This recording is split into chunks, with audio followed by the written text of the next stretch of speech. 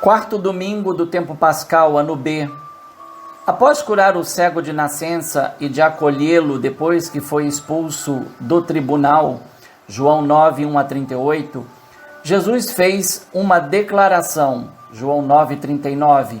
Recebeu uma pergunta dos fariseus que o ouviram, João 9, 40, e deu-lhes uma resposta, João 9, 41.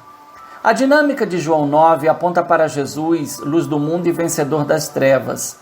A figura do cego de nascença que foi levado ao tribunal faz lembrar de algum modo o mito da caverna, escrito por Platão, sobre o empenho de Sócrates de retirar da caverna quem só vivia nas sombras e julgava ser a realidade. João 9, 13-34, os fariseus são os cegos que não conseguem ver na cura realizada a ação de Deus. João 9 é uma iluminação e, como tal, é um episódio batismal. De algum modo, João 10, 1-21, contextualizado na dinâmica do pastoreio, tem a ver com o episódio da cura do cego. Do batismo se passa ao pastoreio e ao discipulado. Uma confirmação se encontra no versículo 21, quando após uma nova cisão e discussão dos judeus sobre as palavras e ações de Jesus, foi dito por um grupo que reflete: não são de endemoniado essas palavras. Porventura o demônio pode abrir os olhos de um cego? Então, a pergunta remete à última fala do que fora cego aos seus inquisidores. Jamais se ouviu dizer que alguém tenha aberto os olhos de um cego de nascença. Se esse homem não viesse de Deus, não poderia fazer. João 9, 32-33. Pois bem, sabe-se que a primeira parte de João 10, 1-10 é lida no quarto domingo do tempo pascal, ano A, e chama a atenção a definição que Jesus fez na primeira pessoa: eu sou a porta das ovelhas, versículos 7 e 9. Jesus, nesse sentido, é quem se coloca entre as ovelhas que estão dentro do redil e os que estão fora do redil, considerados ladrões e assaltantes. Enquanto o ladrão rouba, mata e destrói, Jesus se contrapôs com a afirmação: eu vim para que tenham a vida e a tenham em abundância. Versículo 10. Enquanto Jesus acolheu o cego miraculado, os fariseus o expulsaram. Não se tratou só de uma cura, mas de uma conversão que imediatamente se transformou em disputa teológica, que, do ponto de vista histórico, poderia ser um reflexo do momento em que os cristãos, vindos do judaísmo, foram expulsos da sinagoga. João 10, 11-18 também parte de uma definição que Jesus fez de si: eu sou o bom pastor, e de imediato apresenta a justificativa para a sua definição: o bom pastor dá a vida por suas ovelhas. Tal afirmação permite ver a evolução do ensinamento de Jesus e os efeitos que dele derivam, pois se nota a passagem dos opositores, mencionados como ladrões e assaltantes, e o mercenário.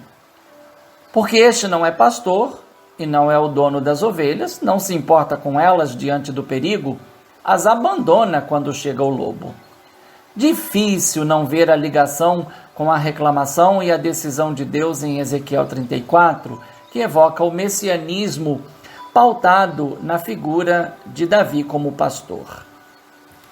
Percebe-se que a nova fala de Jesus, contextualizada no âmbito pastoril, pode ser uma reação às atitudes dos fariseus que maltrataram o miraculado cego de nascença.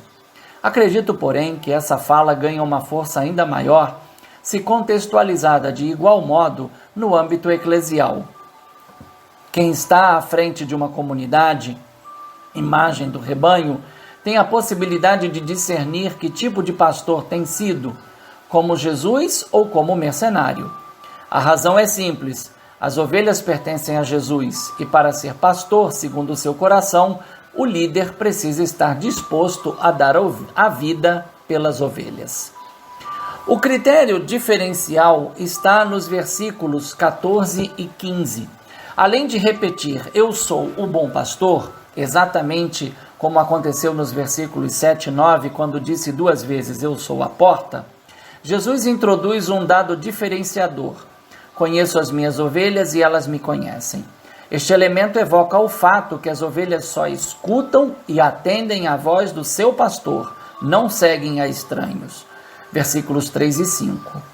A alusão ao conhecimento, gnosis em grego, tem a ver com o querigma, o anúncio, que provoca adesão ou repulsa, como aparece no discurso de Pedro aos chefes e aos anciãos do povo, em Atos 4, 8 a 12. Mas igualmente tem a ver com o percurso que é preciso fazer para solidificar a adesão a Jesus, iluminação que leva ao batismo, como se deu com Saulo a caminho de Damasco, Atos 9, 1 a 18, e aparece como base da esperança dos que se tornam filhos de Deus, exemplificado em 1 João 3, 1 a 2. O critério decisivo do ensinamento, da ação e das ações de Jesus foram apresentadas como conhecimento relacional. Como o Pai me conhece, eu conheço o Pai.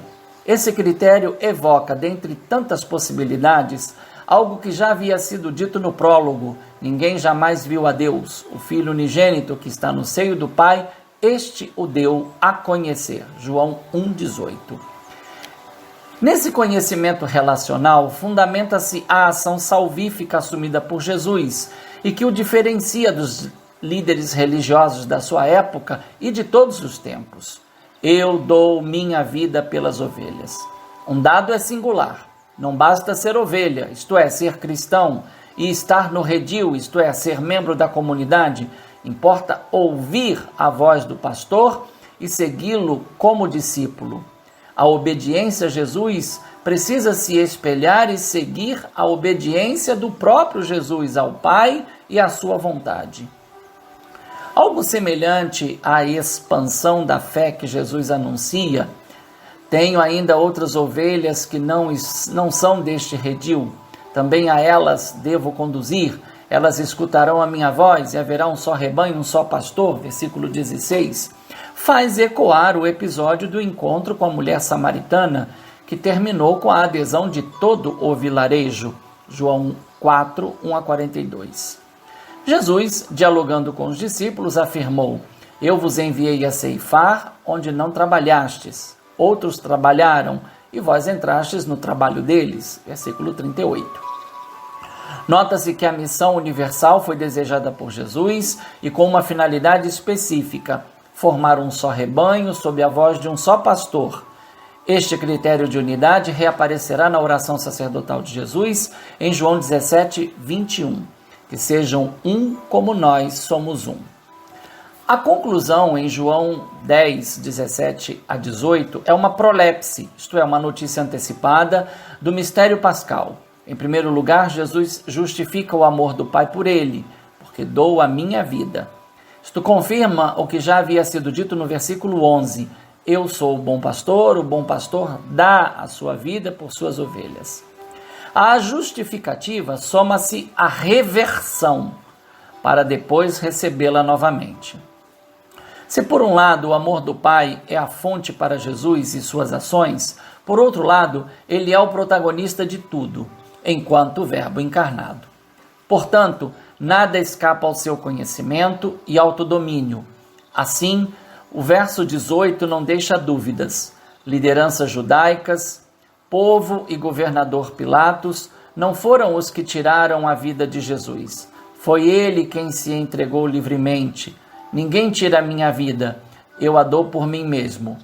Em outras palavras, enfrentou os ladrões, o lobo e o mercenário e morreu por suas ovelhas. A sua morte, porém, não teve a última palavra. O autodomínio de Jesus sobre a morte e a ressurreição se revela de forma ainda mais intensa quando disse: tenho o poder de entregá-la e tenho o poder de recebê-la novamente. Tal autodomínio, porém, está devidamente fundamentado. Essa é a ordem que recebi de meu Pai. Subjaz a essa afirmação a clareza que Jesus tinha da sua identidade e da sua missão. Pode-se evocar aqui as vezes em que Jesus declarou antes e depois de João 10, 17 a 18, que o seu alimento era fazer a vontade do Pai. João 4, 34, 6, 38 a 40, 17:4, 19:30. Nota-se, enfim, que a afirmação "meu pai me ama", do versículo 17, está em paralelo com "essa é a ordem que recebi do meu pai", versículo 18. Que lição podemos tirar para a nossa vida? Enquanto responsáveis pela comunidade de fé, tenhamos sempre nos lábios o corajoso testemunho de Pedro, lido em Atos 4, 8-18. Nossa missão é edificar a comunidade sobre a pedra angular, Jesus de Nazaré, o Cristo, que foi crucificado, mas que ressuscitou dos mortos. É nesse nome que vivemos, nos movemos e anunciamos a vida nova, pois fora dele não há salvação. Enquanto membros da comunidade de fé, vivamos a gratidão a Deus pela prova de amor que nos deu em seu Filho Jesus, no qual passamos a ser irmãos e filhos de Deus Pai, como atestado em 1 de João 3, 1-2. O que já é para nós pelo batismo e pelo discipulado, aponta e nos prepara a glória, pois quando Jesus se manifestar, seremos semelhantes a ele, porque o veremos tal como ele é. Enfim, enquanto peregrinamos nessa existência, marcada por um momento tão difícil, não coloquemos a nossa esperança nos poderosos deste mundo, mas busquemos o nosso refúgio no Senhor. Que a caridade nos possua, tome conta de nós e frutifique para os mais necessitados. Assim, não cessaremos de dar graças a Deus unitrino, porque Ele é bom, a sua misericórdia é eterna e somente Ele é digno de receber nossos louvores e ação de graças por Cristo, com Cristo e em Cristo, na unção do Espírito Santo que foi derramado em nossos corações. Um bom e santo quarto domingo do tempo pascal. Um fraterno abraço, Padre Leonardo Agostini.